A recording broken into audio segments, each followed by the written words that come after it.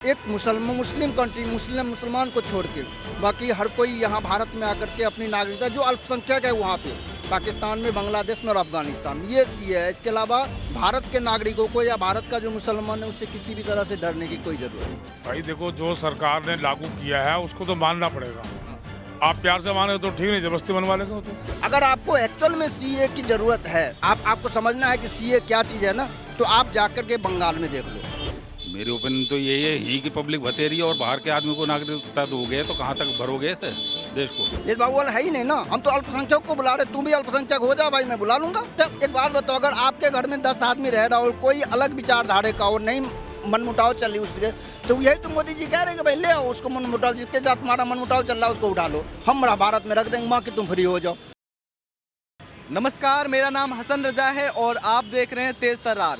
इस वक्त मैं मौजूद हूं दिल्ली के उत्तम नगर मेट्रो स्टेशन के पास और आपको बता दें कि आज से CAA को लागू कर दिया गया है, इसलिए हम यहां पर आए हैं लोगों की राय जानने की वो इसके बारे में क्या सोचते हैं, क्या ये सही है या गलत है, उनकी अपनी राय क्या है। तो आइए चलते हैं, लोगों से राय जानते हैं। सर, क्या है CAA? ये सीए है जो बांग्लादेशी, पाकिस्तानी और अफगानिस्तानी, ये तीनों जो अल्पसंख्यक वहाँ पे रह रहे हैं, उनके लिए भारतीय संविधान में एक व्यवस्था बनी हुई थी कि आप उन अल्पसंख्यकों को भारत में रहने देंगे।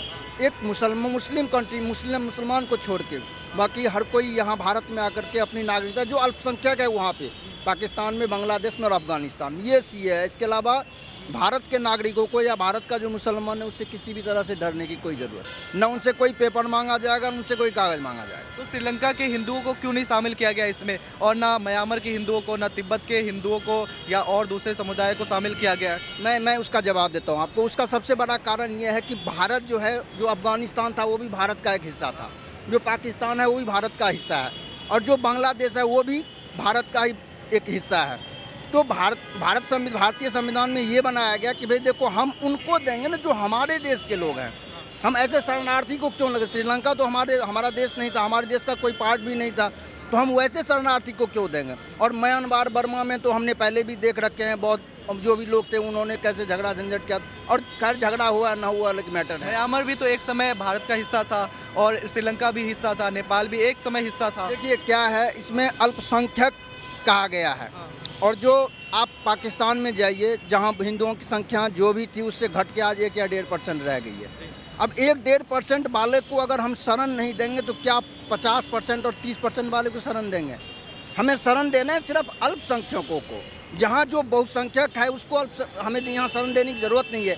CAA कानून यही कहता है कि आप जो हमारे इन तीनों देशों में ऐसे करके अगर हम शरण दें तो 5 करोड़ों लोग हो जाएंगे ऐसे, तो उनको रोजगार कौन देगा? करोड़ों लोगों को देने की जरूरत नहीं है। आप मेरी बात समझिए, हमने क्या कहा है कि जो अल्पसंख्यक है, अगर पाकिस्तान से जो 1.5% हिंदू है वो अगर यहाँ आ भी गए, 1.5 या 2% सिख होंगे, वो अगर आ भी गए तो भारत के पॉपुलेशन में बहुत बड़ा उसका योगदान नहीं। तो बांग्लादेश से भी आएंगे। बांग्लादेशी को क्यों रखे? बांग्लादेशी में भी अल्पसंख्यक है ना भाई, वहाँ से मुसलमान को तो बुला नहीं रहे, वो बहुसंख्यक है, वो अगर आ जाएंगे तो भारत पे बोझ पड़ेगा। लोग पूछ रहे हैं कि अहमदिया और सिया भी पाकिस्तान में सताए जाते हैं, तो उनको क्यों नागरिकता नहीं दिया जा रहा है? देखो जी, पाकिस्तान का विभाजन क्यों हुआ था? सिर्फ मुसलमान के लिए। ऐसा नहीं हुआ था, उसने ये कहा था कि पाकिस्तान तब बनेगी जब मुसलमान सिर्फ पाकिस्तान में रहेंगे। ये महात्मा गांधी, अब जो कह लो महात्मा गांधी की भूल थी या जो भी था, मेरे हिसाब से एक भूल ही थी। उन्होंने बेवजह डिवाइड किया, पाकिस्तान बना। जब आपको कह दिया गया कि भाई पाकिस्तान इसलिए बना है कि मुसलमान लोग वहाँ जाएंगे, और कुछ हिंदू जिसका अपना घर था वहाँ से मार काट करके उसे भगा दिया गया था, यहाँ वो आज रह रहे हैं। तो मेरा कहने का मतलब ये है कि जो भी बांग्लादेशी, पाकिस्तानी और अफगानिस्तान, वो अल्पसंख्यक अगर भारत में आ जाते हैं तो ना यहाँ रोजगार की समस्याएं होगी, न बेरोजगारी, उससे कुछ नहीं फर्क पड़ने। यहाँ के लोग पहले से बेरोजगारी का सामना कर रहे हैं। हर देश में बेरोजगारी, अमेरिका में भी बेरोजगारी है, वहाँ भी व्यवस्थाएं ठीक हो रही है, यहाँ भी व्यवस्थाएं ठीक हो रही है। और बेरोजगारी कब नहीं थी? नेहरू जी प्रधानमंत्री थे तब भी बेरोजगारी थी, आज मोदी जी प्रधानमंत्री है तब भी बेरोजगारी, और आगे भी बेरोजगारी रहेगी। बेरोजगारी का ऐसा कोई समाधान नहीं है कि आप सबको रोजगार दे दोगे।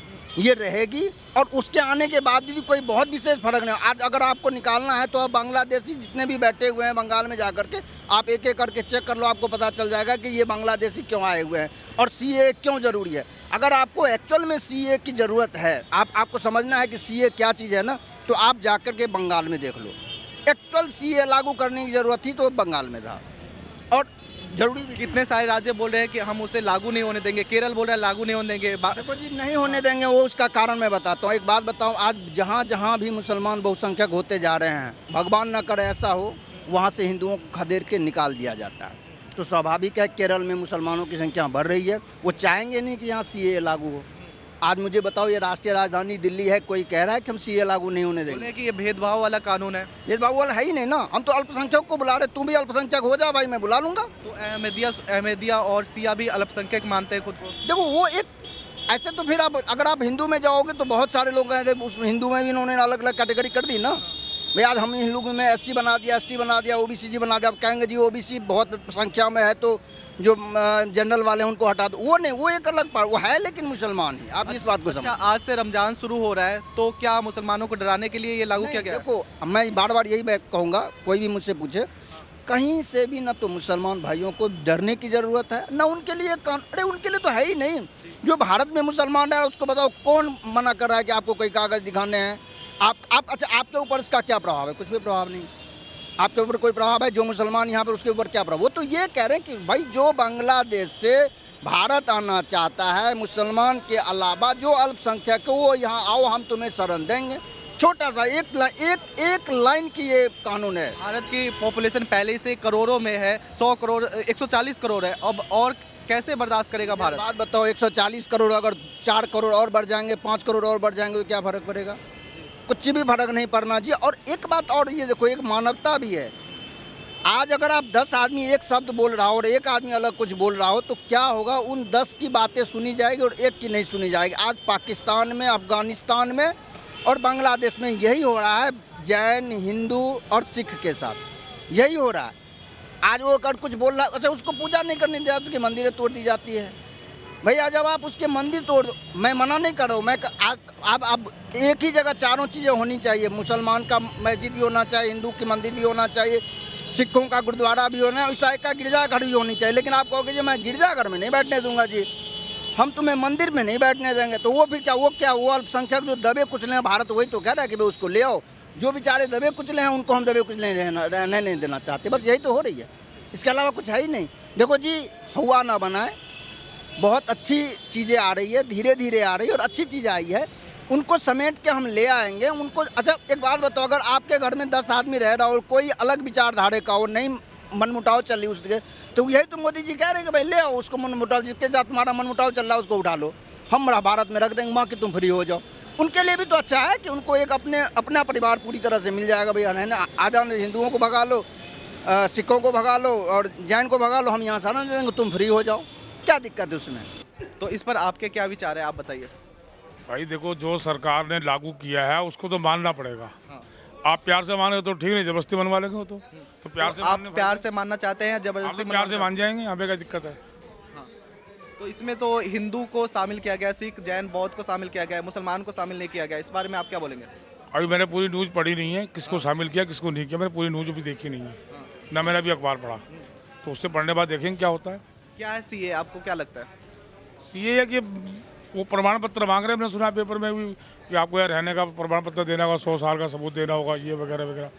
जी वो तो एनआरसी है, वो और कुछ है।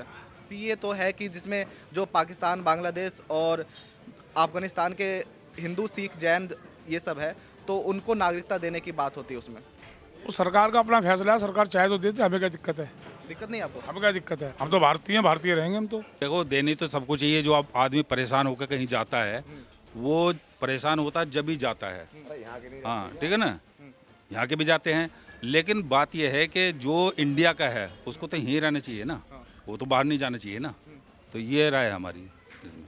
तो वो मुसलमानों को नागरिकता नहीं दे रहे, सिर्फ हिंदू, सिख, जैन, बौद्ध, पारसी लोग को। वो तो सरकार जाने क्या करना है उसको, वो सरकार जाने उसको। आपको क्या लगता है, सबको देना चाहिए या फिर कुछ लोगों को देना चाहिए? जो परेशान है वो तो सरकार देखेगी ना, इसके बारे में तो हम क्या कह सकते हैं। आप क्या सोचते हैं? नहीं, हमारे सोचने से कुछ होगा थोड़ा ही। मेरी ओपिनियन तो यही है, यहीं की पब्लिक भतेरी है और बाहर के आदमी को नागरिकता दोगे तो कहाँ तक भरोगे इसे देश को, हैं? ये है मेरी तो। लेकिन जो यहाँ का है उसको तो यहीं रहना चाहिए ना, जो यहाँ का है वो तो यहीं रहना चाहिए ना। तो आप सीए आज से लागू जो हुआ है उससे खुश है या नाखुश है? अब ये तो आने वाला वक्त बताएगा क्या है, क्या डॉक्यूमेंट्स मांगते हैं, क्या कहते हैं। अभी तो सीए का नाम ही तो सुना है, उसमें डॉक्यूमेंट्स क्या चाहते हैं वो ये आपसे डॉक्यूमेंट नहीं लेंगे, ये सिर्फ उनसे लेंगे जो पाकिस्तान, बांग्लादेश और इससे इसकी पहचान आए कैसे हैं। होगी? माथे पे लिखा हुआ थोड़ा ही है, इसकी पहचान कैसे होगी? वहाँ के लोगों के माथे पे लिखा हुआ थोड़ा ही है बांग्लादेश का या श्रीलंका का या पाकिस्तान का, कहाँ का है ये लिखा हुआ है? क्या पहचान करोगे इसकी? डॉक्यूमेंट से ही तो पता लगेगा ना, तो फिर कैसे पता करोगे? सबसे पता करा जाएगा। तो यहाँ पर हमने लोगों से राय जाना कि वो सीए के बारे में क्या सोचते हैं। ज़्यादातर लोगों को तो अभी पता ही नहीं है कि सीए क्या है, कुछ लोगों को ही पता है अभी कि सीए क्या है। तो उन्होंने बताया कि सीए एक अच्छा कानून है और ये सिर्फ उनके लिए है जो बांग्लादेश, पाकिस्तान या अफगानिस्तान में हिंदू और सिख, बौद्ध, जैन जैसे लोग रहते हैं, उनको शरण देने के लिए है, क्योंकि वो सताए गए हैं। आप क्या सोचते हैं, क्या उनको सीए के तहत भारत की नागरिकता देना चाहिए या नहीं देना चाहिए? कमेंट करके बताएं और बाकी खबरों के लिए देखते रहें तेज तर्रार। कैमरामैन आशुतोष के साथ मैं हसन रजा। अगर आपको हमारी ये वीडियो पसंद आई हो तो इसे लाइक एंड शेयर करना बिल्कुल न भूलें। इसके साथ ही हमारे चैनल को जरूर सब्सक्राइब करें और हाँ, बेल आइकन भी जरूर दबाएं ताकि दिल्ली से जुड़ी तमाम खबरों की नोटिफिकेशन सबसे पहले आप तक पहुंचे।